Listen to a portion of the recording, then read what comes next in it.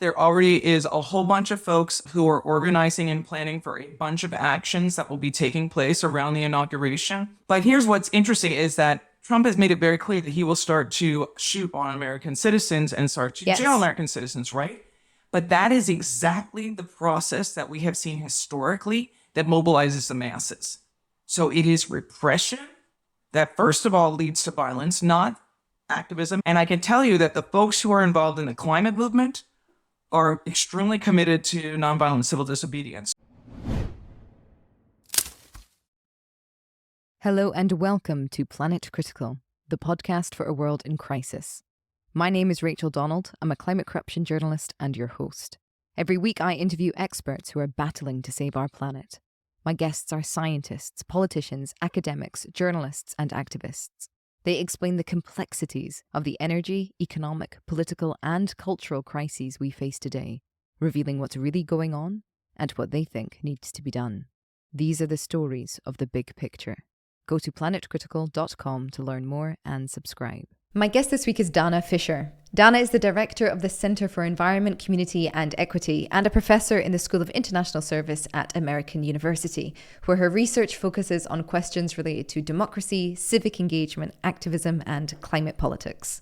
Dana joined me today to discuss the research published in her book, Saving Ourselves, From Climate Shocks to Climate Action, about how in Western industrialized democratic states, it is the mass mobilization of the public that will change the direction of the climate movement. We discussed this in the long shadow of Trump winning the election. And so this conversation is framed by an understanding that quote-unquote democratic states may feel increasingly legitimized to use violence against their own citizens. In this regard, we discuss repression and revolution, how things have to get worse before they get better, and that seeing the mass repression of fellow citizens through violent forces such as physical violence or incarceration may be the very thing that pushes the rest of the population into necessary resistance. I hope you all enjoy the episode. If you do, please share it far and wide. And if you're loving the show, become a patron on Patreon or support Planet Critical with a paid subscription at planetcritical.com. By signing up, you'll get the Planet Critical newsletter inspired by each episode delivered straight to your inbox every week.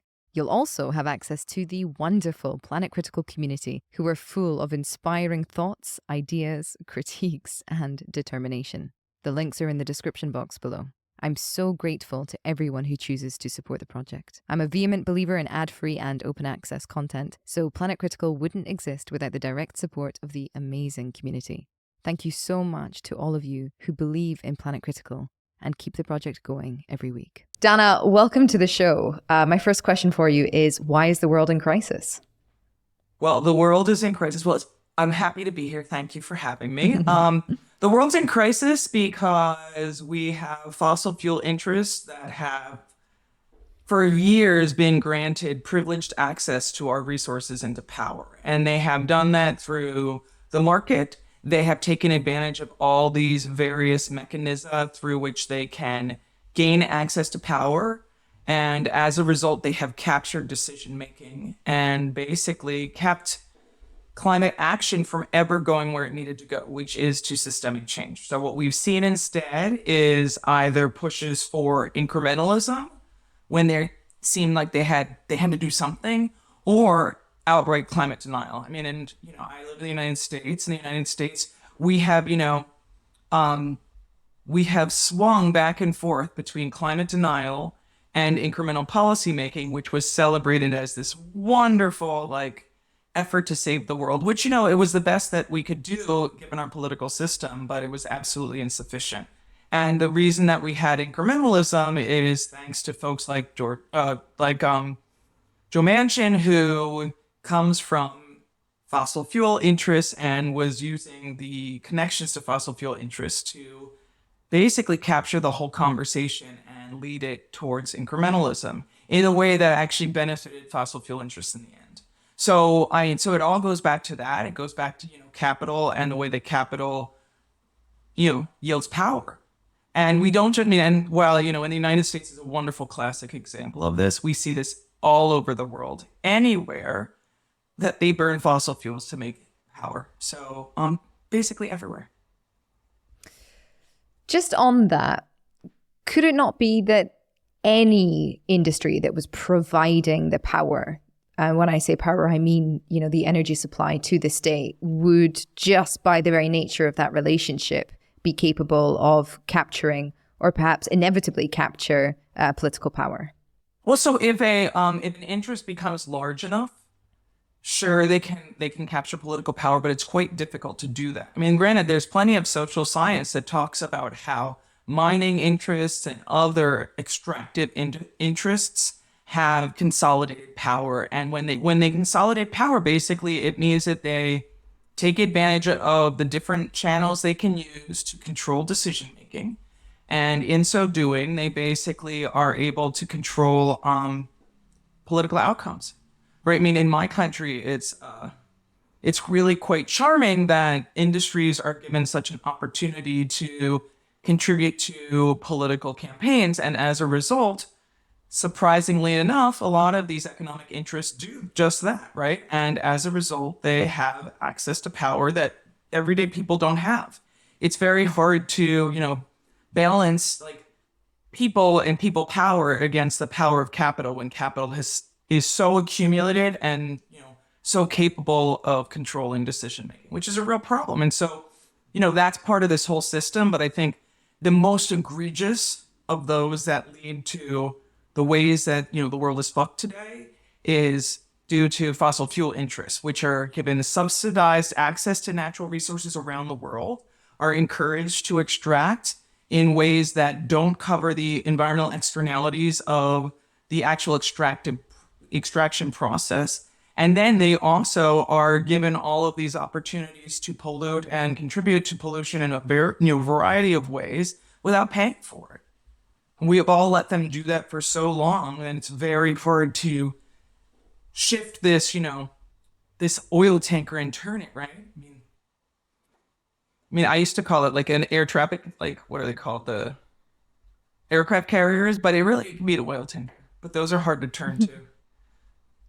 I suppose I'm interested in how much of a distinction there actually is between fossil fuel companies and between states, because political states need energy to function, and fossil fuel companies provide that energy. And we have fossil fuels. That's the route that we went down, and for all sorts of reasons. But I suppose I'm quite interested in this dialogue especially in climate spaces, that it's fossil fuel companies that are kind of the problem, because it is this intrinsic link to the necessity of having an energy sources that states depend on, that facilitates and subsidizes these companies. So how much of it is corporate capture of the government rather than just a sort of inevitable relationship between the source of power and political power? Well, but here's the deal is, it's a great question, okay? And some of my research has actually looked at the interrelation between the state and fossil fuel interest. And I just would say that, when I say fossil fuel interest, it's like the fossil fuel industrial complex. I'm not just talking about like the companies that actually do the extracting and sell the oil or the natural gas or the coal. I'm talking about all of the folks that are involved in that process, right? And in some cases, and historically, we've seen how labor unions have also been part of that industrial complex, although that connection has started to break in some ways. But we've certainly seen it with National Mining Association, the mining unions in certain countries. But anyway, so here's what we've found. And I have done some of the international comparative research, but there's other people who have done it even better than me more recently. But what we found is that in countries that have large-scale natural resource endowments that are fossil fuel-based, there is really an interesting interplay between the fossil fuel interests and the national interest, right? A really interesting case for this would be Norway. Okay, Norway, which got rich off of its fossil fuel interests, specifically, under the North Sea, right? And they basically created this fund that funded all of these amazing things. Many of them very altruistic and many of them very environmentally forward thinking, but it all came on, on the profits of fossil fuel extraction and selling to other countries. Now, what's really interesting about Norway is that we see that the state there is pretty, what would be the word I would say? Like schizophrenic in some ways, because on the one hand, we see, okay, and here's the reason why. Because when we talk about the role of the position of a state, usually it's determined by the natural resource endowment, right? The cool thing and interesting thing about Norway is that Norway's electricity is 97%. I can't remember the most recent number, but it's over 90% generated by hydroelectric, which means it's clean power, right? As a result, the electricity generated within the country of Norway is almost all clean. I've done a lot of work with the Norwegian Research Council, so I ended up getting like a, up close experience with this and did a bunch of work with folks around this over the years.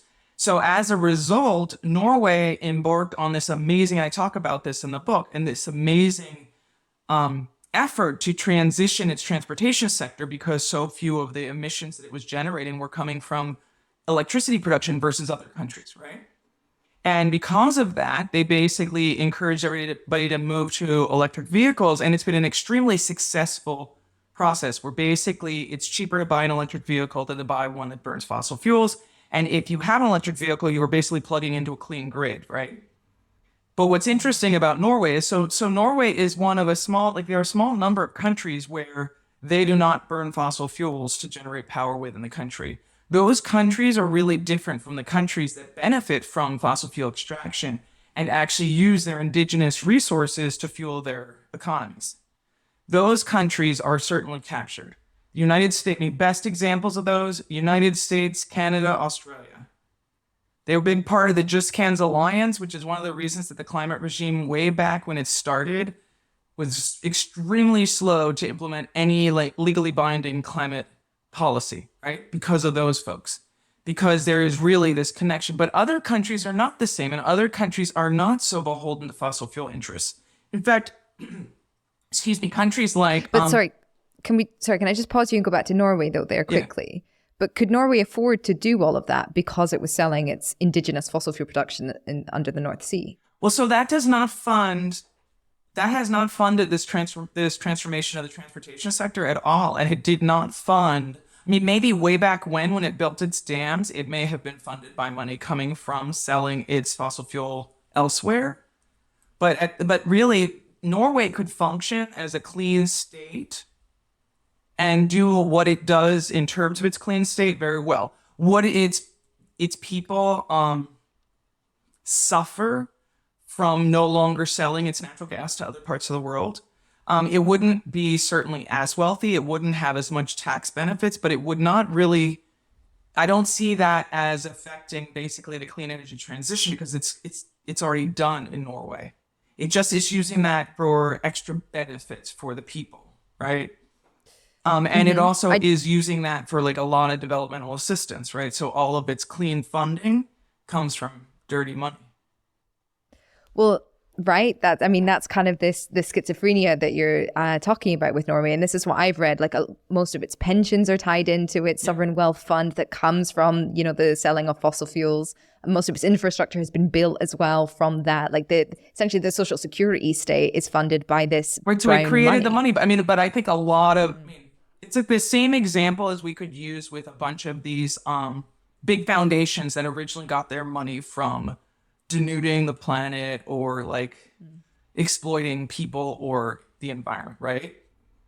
A lot of those those foundations have transitioned away from dirty power, dirty extraction, and exploitative practices, but they basically originally were founded there. Norway could be like that too, and I'm not sure that people's pensions today would suffer if it stopped selling its natural gas tomorrow.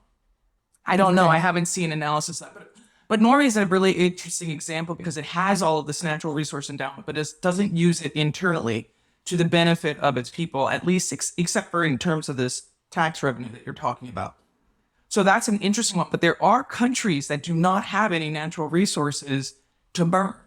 And so they're basically bringing in from abroad, and they really can shift quite easily. And then it is not, they're still being, captured by fossil fuel interests that want them to continue to build natural gas burning plants rather than transitioning to clean power plants, right? But those places are, the points where I think that the transition is a lot easier and could happen faster. But in places where there's a lot of natural resource endowment, like United States, Canada, and Australia particularly, it will be a lot harder to disaggregate the interests of the state from the interests of these fossil fuel interests. I mean, and I think that's one of the reasons that we see outcomes like the election we just had. And also the fact that these states that you just named are some of the biggest economic superpowers in the world. They hold a lot of sway at the UN, at the World Economic Forum, at, all of the kind of big international organizations. And so also they can put roadblocks in the way to ensure that clean transitions don't happen, because they don't want other economic superpowers essentially rising up in this next century if they're being left behind by their refusal to transition because of their relationship with fossil fuel interests. That's absolutely true. I mean, and I've been to some meetings where people talk about how, first of all, celebrate the way that China has already transitioned, although there's obviously lots more work to be done there. Yeah, but in terms of its clean energy transition, has been a lot faster than other places. Of course, autocratic societies, it's a lot easier to implement changes quickly. So there's that. But that also is one of the reasons that a lot of countries have become very protectionist about China and Chinese goods, right? And Chinese EVs, for example. Because it would bolster the Chinese economy when everybody else isn't really catching up to right. And they have, right? but there is a whole lot of investment in China for expanding that market and then exporting it. Whereas other countries, I'll just take the United States as an example. We keep flip-flopping. And as a result, the original idea, and one of the things that the Inflation Reduction Act was hoping to be able to do, and a lot of people were really counting on, was not only a clean energy transition within our country, but also creating a market for U.S. built clean goods that could be exported to other places. And then, our batteries and all of our technology could go other places and would help fuel and benefit all of us here in the United States. But of course, that's all about to get completely canceled.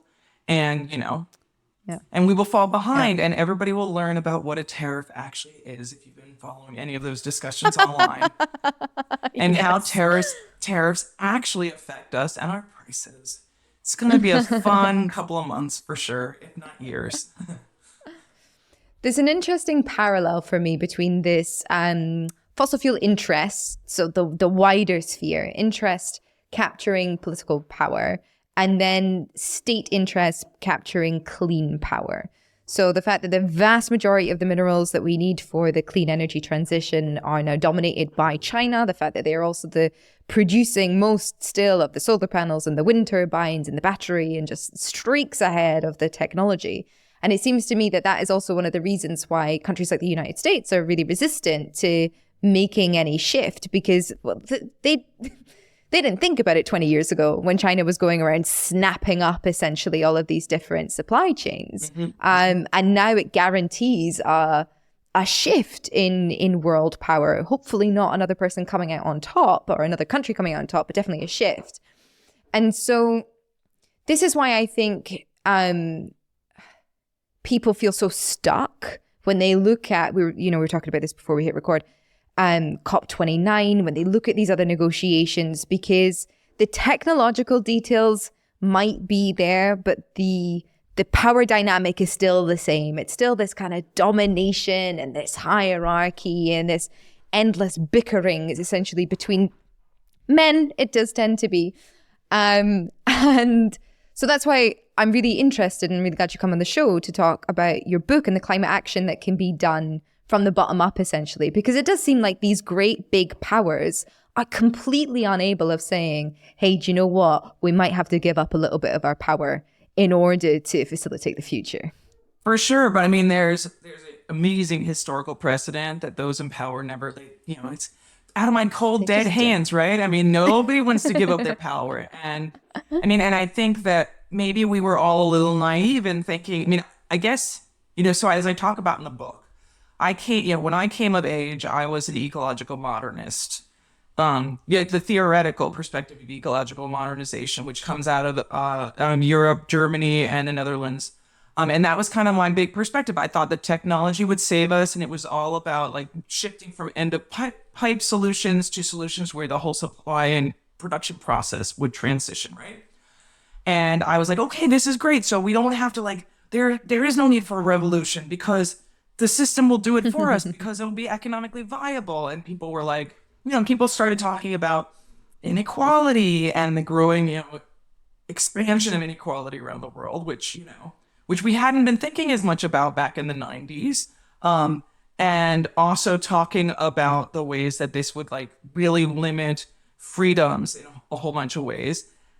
And, most importantly, it didn't work, right? It like failed. It failed miserably. In fact, we are now at the 29th conference of the parties, which is happening right now, where nothing is going to be done. And basically, just a whole bunch of carbon will be burned. A bunch of countries will be frustrated. I mean, Papua New Guinea over the weekend announced that it wasn't even participating because it's a waste of their time, and There's something else behind that. Yeah. There's something else behind that. Did you notice that what they're actually planning on doing is just going and negotiating directly with Singapore to sell off their carbon credits? I mean, yeah, but I don't think that was a leadership move. No, it wasn't a leadership move. I mean, they were never being, leaders, and I know that they've really used external experts to play a role in their negotiations over the years. I completely understand that. But this whole argument that this regime and this whole multilateral complex is the way to solve the problem it's just really naive at this point. And so anyway, going back to your question, so I used to believe that. And over the years of studying this and like writing so many papers about failed efforts to address climate change through various institutional policies, right? Through efforts at creating carbon markets, or through, other types of programs like, the Clean Power Plan, which was Obama's big plan, or, looking at, the Inflation Reduction Act. I mean, all of these failed policies that happened in the United States before, and now I guess, the Inflation Reduction Act, we have yet to see. Hopefully it will not be, a dead and failed policy, but it will certainly not be transitioning to IRA 2, which is what was the hope if there was a different outcome in the election. It's very clear to me that we cannot count on the institutional system to solve the problem. And in fact, I think that it was really naive of me to believe that we ever could, because those in power are not willing to yield their power. And unless those in power are the exact same folks who maintain power in the clean energy transition, and the same inequalities are maintained, there's no way it's going to happen. I mean, that's, unfortunately, and I mean, I've gotten older, I've gotten wiser, I've become like more aware of how much frontline communities of color are overburdened with bearing the brunt of pollution of all sorts, but certainly carbon pollution and the effects of climate change. And so it's very clear to me that the only way forward is through a bottom-up pressuring of the system to the degree where those in power feel what we call is a legitimation crisis, which is basically where they feel like if they do not actually do what is needed to address climate change, they lose power. And that can involve like a soft revolution, a full-on revolution, or just a transition like we saw, for example, in the United States during the New Deal period, right? The New Deal came about in the United States because it was a moment when the U.S. state almost fell and almost transitioned to, a socialist democracy. And it is that'd have been nice. I know, it would have been paradigm shifting, right? Instead, we got this like social democracy program, which was the New Deal, that involved this amazing program to put people back to work, right? The Civilian Conservation Corps. We had amazing programs that invested in people in all sorts of ways. So it basically empowered people, and it stopped labor from taking over the U.S. government. So, so those are, the way I see the pathway forward, given what we're seeing today, is it will involve people rising up and pushing back. And then the big question for me is which trajectory ends up winning? How bad does it get? How much pressure is needed to get us to where we need to go? Because that will determine if we're talking about a straight up revolution or we're talking about more of this transition to appease the people in the streets so that they actually agree to maintain, to let the status quo continue on some level. And then the other question is how many lives will be lost in the process? Oh, God. Sorry. Do you think that we... But it's the unfortunate reality of where we are, right? and I mean, one of my own big perspectives, and actually it's interesting to see that Rebecca Solnit has been writing about this a bunch in the past week. I mean, and I'm a huge fan of, Hope in the Dark, which is apparently right now available for free. You can download it. But it's the same message here. It's like we have to be realistic. I mean, this is why I call myself an apocalyptic optimist. We have to be realistic about the path we're on. Otherwise, too many of us are going to be caught off guard and just be like, wait, what the hell's going on? Mm-hmm. And if that's the case, it's going to take too long for people to rise up and put the pressure on that's needed. And that's why we'll see more lives lost. I mean, we're already seeing it around the world. Go ahead, sorry. Do you think that we live in a world now, certainly in the West, where a crisis of legitimation would even be valid anymore? Well, yeah. I mean, I don't know what you mean by valid. I mean, could people use misinformation and disinformation to try to stop it? Absolutely. I mean, I think we're seeing a really great example. I mean, let me take a step back and just say, so in my kind of theory of change, my theory of change builds on a lot of research around disaster that talks about how these windows of opportunity open for progressive decision making in moments of disaster and when people feel this universalization of risk. I use like historical examples. I talk about COVID and around the beginning of the pandemic, but I also talk about other examples of disasters where we saw these kinds of windows open. If you look at the recent hurricanes in the United States, particularly Hurricane Helene, which destroyed a whole bunch of mountain communities in North Carolina, was really interesting. I mean, is first of all, how unprepared those communities were, even though people have been, even meteorologists have been screaming about how climate change is not just going to affect people on the coasts. But in addition to that, misinformation was like rampant, and there were communities where they basically threw out FEMA, which is an emergency management agency that's there to support communities and help them to basically muck and gut out their communities and make their communities be able to function again. And they were actually like armed, like local people who pushed out federal representation. That's because of misinformation. And that will slow the process because it will basically slow that. So there's people getting like misinformed about what's going on. There was a whole bunch of these rumors that the U.S. government actually caused the hurricane. Because, right. Classic. So there is concern about how misinformation and disinformation can actually slow this process.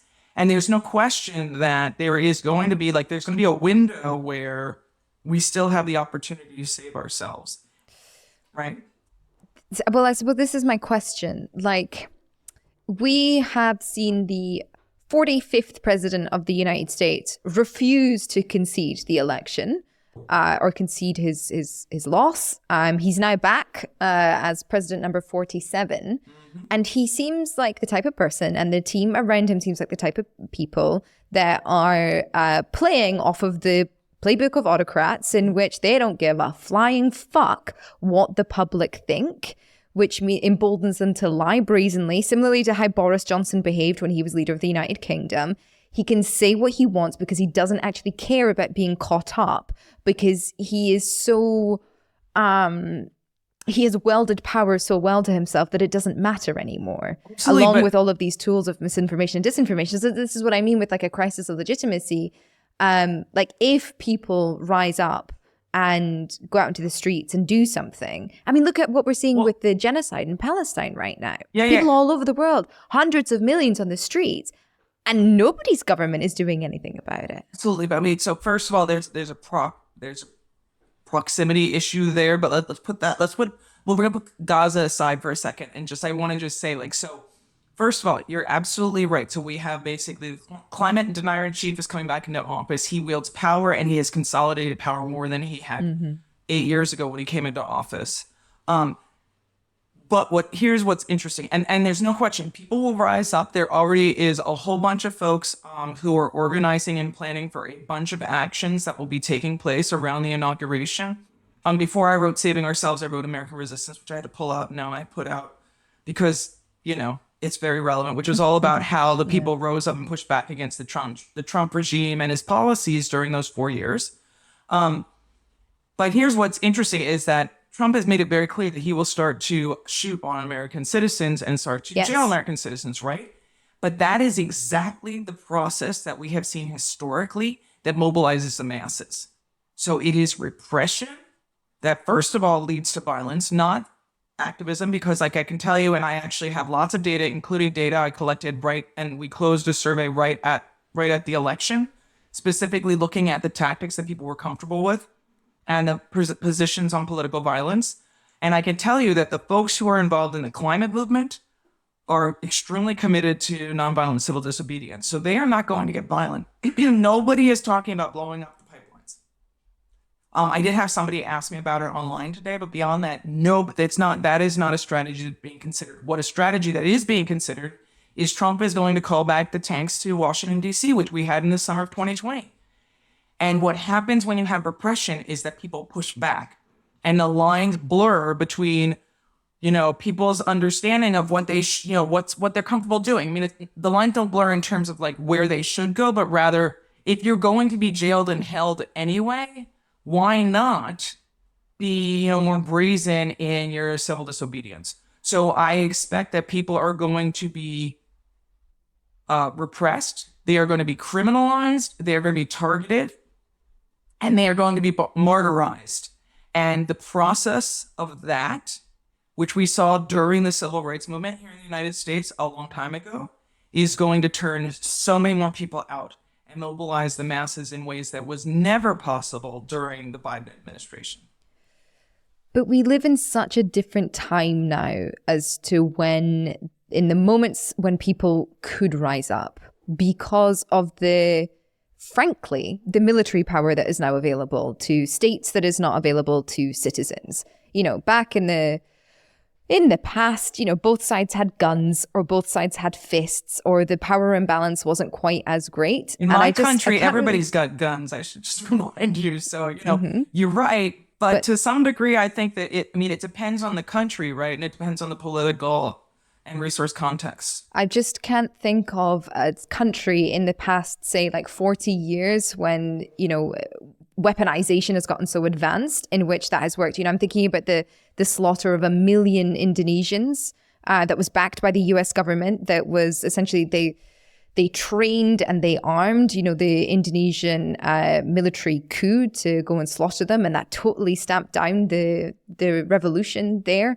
I'm thinking about the genocide that's still ongoing in West Papua, these indigenous peoples that have no weapons to fight back against the Indonesian military that's occupying their territory. Thinking about Israel and Palestine, like it's a different time now, surely, just because of the huge technological advancement of military. But okay, I completely agree that the military has changed, but the examples you're talking about using what we think of in the social sciences as a boomerang effect, where people in one country protest against their administration or their governments to try to get them to stop behaviors that they don't like in other places. Right? No. Yeah. I mean, for example, you're talking about a global movement to stop the behavior of what's happening in Gaza. No. I'm talking about the fact that Palestinians are, have been living under apartheid. I agree with you, but the idea is that the people rising up in the United States, you're talking about they're rising up to stop behavior in other countries. No, what I'm talking about is, people rising up in Palestine for themselves and being wiped out. Right. People rising up in West Papua and being for themselves and being wiped out. Yeah. People rising up in Indonesia for themselves within their own country and being wiped out. Right. But again, yes. And I don't disagree with any of that. But the thing is, my argument that I make really clear in the book is actually about how there are opportunities in advanced industrialized and Western democracies that are available to citizens in those places where they have what is at least somewhat of a democratic state. Still we have that too. That is not available in developing countries. It is not available in these autocratic societies. So the types of the process and the mechanism I'm talking about that would work in the United States or the UK or Australia or Canada or many other states in Europe and some parts of Asia are not going to work in these other places. But I never said that they would, and it doesn't work that way. Now, what does that mean for the other countries? I don't know, and I don't actually study those countries, so we need to actually ask the people who study mobilization in autocratic nations to think about that. I know some colleagues who do some great work on that, but that is not the focus of my research. My research is on actually civil society and engagement within advanced industrialized nations. I've done work all over Europe as well as the United States, North America. And so the findings are actually applicable in those contexts, and I make it really clear that that is a very unique, space. However, it can have substantial consequences, particularly around climate change, because we're the countries that are actually causing the problem. So that actually Okay. can be quite substantial and have quite a big effect. So, how does climate action need to ramp up? And also, what are the danger signs that we may no longer be living in the democracies that we were 10 or 15 years ago? I'm thinking about, the weaponization of the police force against climate activists all around Europe. And we see in weaponization of police forces against all sorts of civil society engagement around the world. And in the United States, we've seen it quite a bit. Yeah. The violence against students on American campuses as well that were protesting. I mean, it's just within a context that is getting increasingly violent.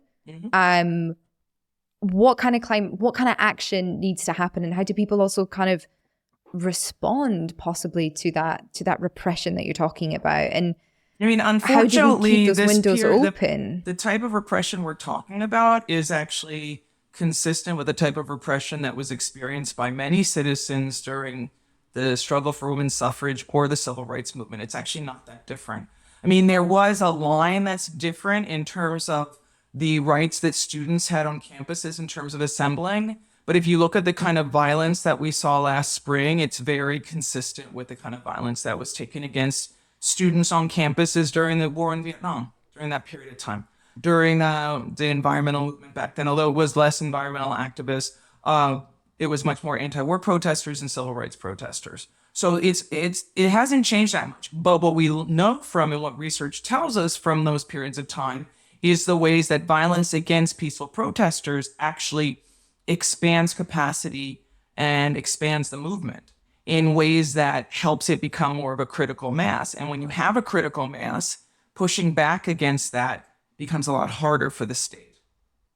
So that is this interplay. But unfortunately, like as I talk about in my book, we need to capitalize on what we call moral shocks. And moral shocks are these moments when either the state or in some cases counter-protesters become violent. And there's a very big history of that. I mean, during the civil rights movement, we had white supremacists who were being very violent against peaceful, mostly Black activists who were engaging in nonviolent civil disobedience. But we also can see other examples of those periods of time. Most recently, during the struggle against systemic racism in summer 2020 after George Floyd was murdered. In those cases, though, when you see the violence against the activists, the peaceful activists, we actually see evidence of more people coming out in the streets and pushing back. And when you get to a certain size, it is extremely difficult for the state to control without completely taking over and just basically either arresting or, being violent against the whole citizenry, which is possible, certainly. Well, they're already doing that. Well, they're already doing that to some degree, but, we are not seeing a critical mass in any of these countries yet. Right? Mm-hmm. So the point that I'm saying is that unfortunately, the only pathway that seems like a reasonable pathway through the climate crisis is a literal mass mobilization, which involves, decent proportions of the population engaged in, mass strikes, engaging in civil disobedience, but basically stopping business as usual. We're not seeing that at all. I mean, in fact, really, the climate movement has been as what we call in abeyance, where we only see this kind of radical flanked vanguard engaging for the past few years. And, the state has certainly pushed back in Europe. We're seeing that. I mean, when I was doing my book tour in Europe, I ended up talking with folks in Germany, where basically over a third of the people in the audience were basically waiting for their trials because they were they've been arrested, But that has to continue, and people need to continue to push back. And that's probably the best way for the systemic changes we need to actually get it to come to be. The other process is not working. The thing that I'm so curious in all of this. And I spend a lot of time as well thinking about it, not studying it, obviously in the way that you do, but thinking about it at least. And the thing that feels different for me this time round compared to past movements was before it was possible for the state to shift in some way and not have a drain on its energy sources. So I think the fact like that the end of literal slavery, energy sources. literally, so like the fact that the end of slavery overlapped with the discovery of coal, I find absolutely fascinating. So essentially, it became possible to free up all of this previously free labor because there was access to this huge energy source that previously hadn't been available. The fact that women's suffrage and civil rights in the 20th century came off of the back as well of mass exploitation of the global south around the world, that there was energy and goods and, again, exploited labor and energy pouring in essentially. So it was possible to liberate and uplift some people because there was enough surplus coming in essentially. And this is what kind of scares me this time round, is that no matter which way you cut it, there's going to have to be like a decrease in our energy supply. And I Have an haven't economic yet. effect for sure. Yeah, Which exactly. is why there is going to have to be quite a bit of pain and suffering before people push back and demand the changes that are needed, because this is not an easy process. And sure, the clean energy transition can get the world to a certain level of consumption, but it's not the level of consumption that most of us in the advanced industrialized world are experiencing. And that is Exactly. the unfortunate reality. And my colleagues over in the natural sciences and in engineering are trying to figure out a way to make that not the case. But that's where we are today, which is why this process, so many folks are fighting it tooth and nail, and why it is going to be on the backs of pain and suffering. But as more and more people experience the effects of climate shocks and have to move because the areas where they live are uninhabitable, and there's resource scarcity and resource wars, and that mass migration causes all of these increased social conflicts because we do so well with migration already. That process is going to lead to demands for social change that may be willing to stomach the types of changes we're talking about. But it's not going to be easy, and it's not going to be pain-free. And it's not going to continue this myth that we can just continue to expand capital production, right? And people's livelihoods can continue to improve. I just wonder how much states will be willing to meet demands when the thing that's in it for them is essentially a decrease in their political power. Well, I mean, those that do it quickly could actually yield increases in their political power if it involves expansion of clean energy capacity and technologies that can be exploited, right? My guess is that there are people in China right now who are basically betting on that, and betting a lot. Yeah, it's interesting if you take the long-termist view, how you can come out on the other end of there might be a dip, but if you brace yourself essentially for impact, then you're going to be better off in the long term and perhaps hold on to political cohesion. Yeah. But it takes a leader to be able to do that. And this is like fundamentally one of parts of the crisis that we're in. There are no political leaders right now because everybody's just following the status quo. Yeah, and the idea, and there are those who have a vision, but they don't have any political capacity yet. But I mean, it's interesting because I have over the years been asked, who's going to lead this, who's going to lead the resistance, or who's going to lead the revolution? And we haven't seen. I mean, I did want to interview, I think it was with Rolling Stone, where basically they said, so do you think, I don't know if you have spoken with or know of Climate Defiance, which is doing all the bird dogging here in the United States. It's a very small group that's gotten a lot of attention for doing bird dogging extremely well with people who lead. What is bird dogging? Bird dogging is going into speeches and basically using, nonviolent civil disobedience to disrupt a speech and basically harass the speaker and call them out for their fossil fuel investments and their hypocrisy, et cetera, and so forth.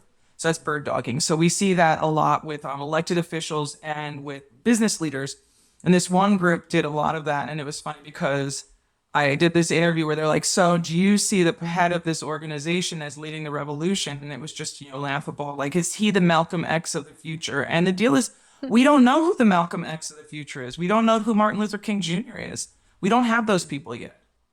We're not there yet. This is a marathon struggle, and it is a struggle that will affect everything.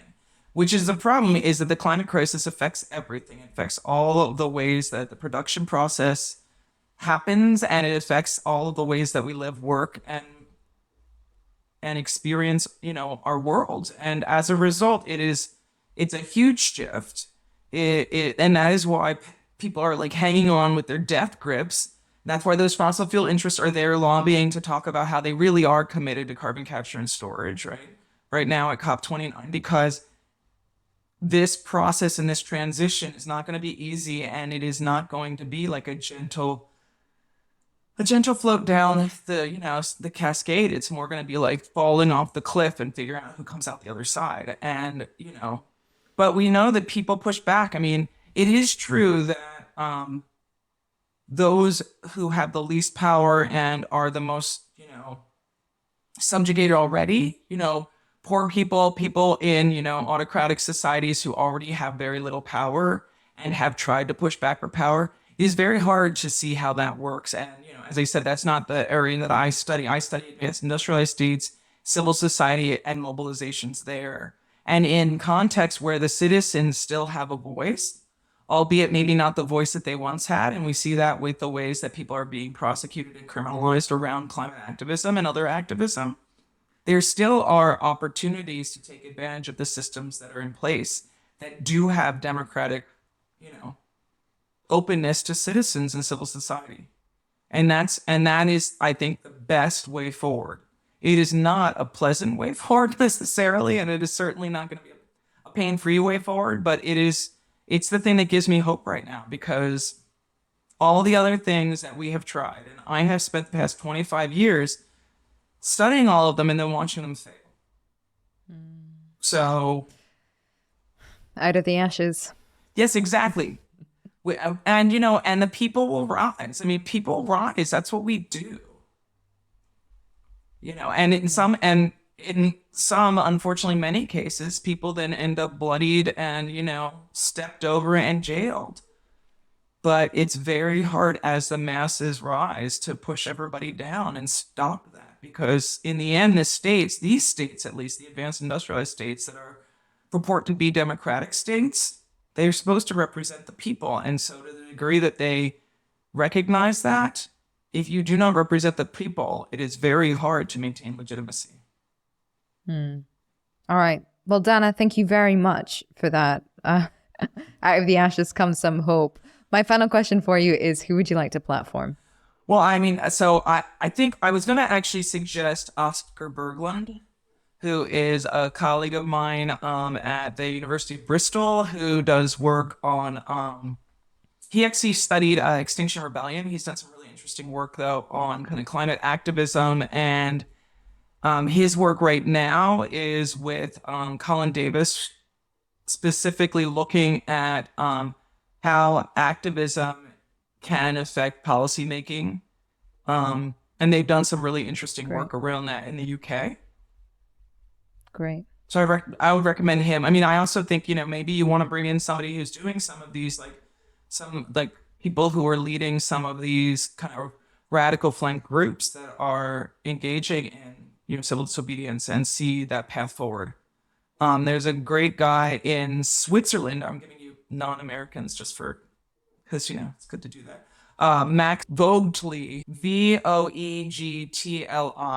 He was a discussant on a book event that I did in Switzerland in Bern, and then he's actually going to be on this panel with the UNDP on how civil society can play a role in helping to keep 1.5 alive, which I have a hard time not rolling my eyes when you say it that way, but still. I mean, yeah. But he's used all this nonviolent civil disobedience and activism in Switzerland, pushing against the state there, which has actually become quite repressive, as you probably know. and he's awesome. And he's really like, he's like an activist scholar, so he's really got a sense of the view of the landscape. So he's more on the activist side, and then Oscar is an academic who literally wrote the book on Extinction Rebellion. So they're two different sides of the same thing. And Max also has done some of the bird dogging. So if you're interested in that, he can tell you about it in a European context.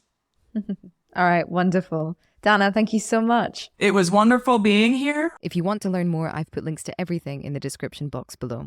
Remember to subscribe to the channel if you're new here and share the episode if you enjoyed it. To support the show, subscribe at planetcritical.com, where you can read the weekly newsletter. You can also become a Planet Critical patron. All links are in the description box below. As always, my deepest thanks to that community. Planet Critical wouldn't exist without your support. Thank you everyone for listening and for coming on this journey together.